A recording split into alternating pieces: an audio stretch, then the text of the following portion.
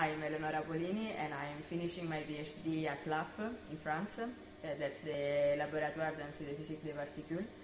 I'm finishing my third year now. I did my studies in Italy, in Rome, at Sapienza University, where I got both my bachelor and my master. In Virgo, I'm working for the detection and squeezing systems. More in detail, I worked on the commissioning of the detector because I was involved in the improvements performed lately to improve the sensitivity of Virgo for the next data taking that is called O4.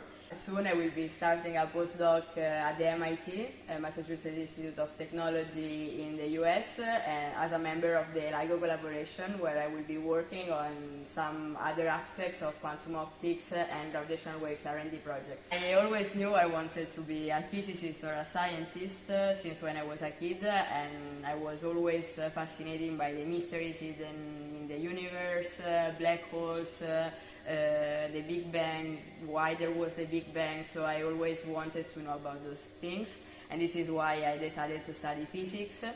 I was inspired by Margherita Hack, that as a woman made it to be a scientist, and I was always inspired by those figures.